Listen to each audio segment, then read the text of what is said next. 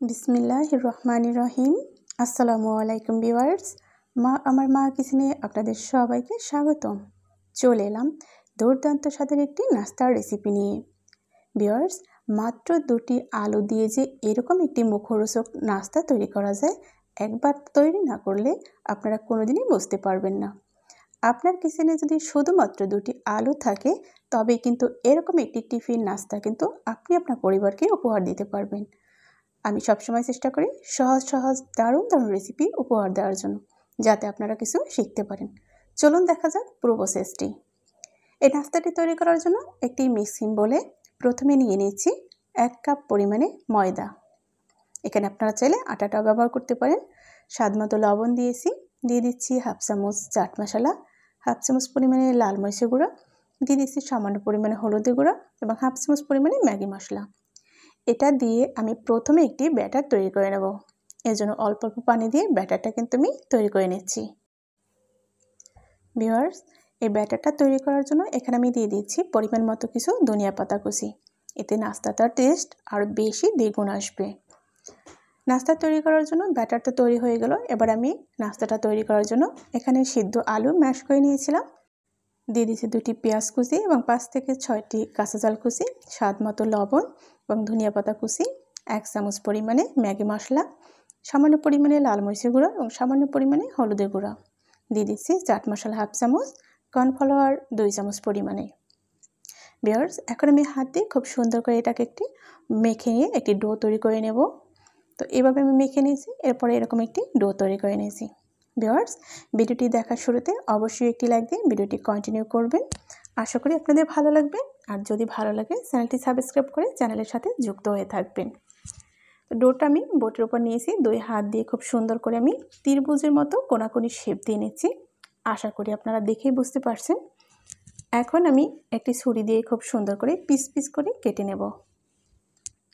Viewers, আমি সবসময় চেষ্টা করি আপনাদের জন্য দারুণ রেসিপি উপহার দেওয়ার জন্য। আশা করি আপনাদের ভালো লাগবে। আপনাদের সুন্দর মতামত কমেন্টের মাধ্যমে জানাতে একদমই ভুলবেন না। দেখতে পাচ্ছেন আমি হাত দিয়ে কিন্তু এই কোণাগুলো খুব সুন্দর করে সেট করে নিচ্ছি, যাতে নাস্তাটা দেখতেও খুব সুন্দর হয়, খেতেও দারুণ হয়। একবার হলেও ট্রাই করবেন, দেখতে পাবেন এটা কতটা মজার হয়। খুবই স্বল্প উপকরণে কিন্তু এই নাস্তাটা তৈরি হয়ে গেল। আমি নাস্তাটা একটি প্লেটে উঠিয়ে নিচ্ছি।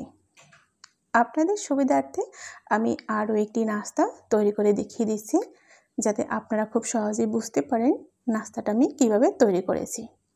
এটা দেখতেও কিন্তু খুব সুন্দর লাগছে।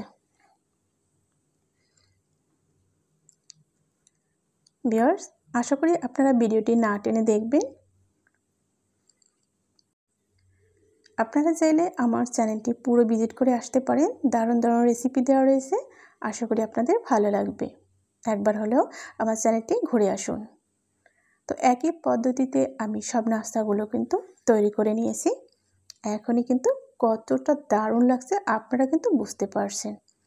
এই নাস্তাটা আমি একে একে সবগুলো এরকম কোট করে নেব। আমি যে খুব সুন্দর একটি ব্যাটার তৈরি করেছিলাম ওর মধ্যে কোট করে নিয়েছি। এটা খুবই হেলদি একটি নাস্তা। দেখতেই পাচ্ছেন একদমই অল্প তেলে কিন্তু এই নাস্তাটা তৈরি হয়ে যাবে।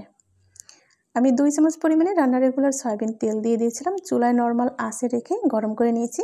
নাস্তাগুলো একে একে সবই দিয়ে দিয়েছি। দেখতেই পাচ্ছেন আমি উল্টিয়ে নিচ্ছি, কতটা সুন্দর হয়েছে এবং কতটা সহজ হয়েছে। এই নাস্তাটার ক্ষেত্রে আপনারা ডুবো তেল দেবেন না, তাহলে কিন্তু নাস্তাটা খুব একটা ভালো হবে না। এরকম অল্প তেলে স্বাস্থ্যকর একটি নাস্তা তৈরি করতে পারবেন। যেরকম একটা গরম পড়েছে, এতে কিন্তু এরকমই অল্প তেলে দারুণ একটি নাস্তা তৈরি করাই যায়। সকাল কিংবা বিকালে বা যে কোনো আড্ডায় আপনারা কিন্তু এটা তৈরি করতে পারেন।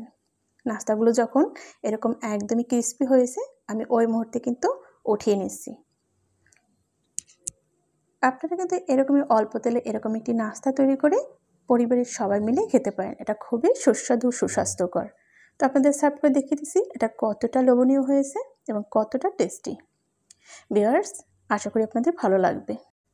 আজ তবে এখানেই বিদায় নিচ্ছি। দেখা হবে আগামীতে নতুন কোনো রেসিপির সাথে ইনশাল্লাহ। সেই পর্যন্ত সবাই ভালো থাকুন, সুস্থ থাকুন। আল্লাহ হাফিজ।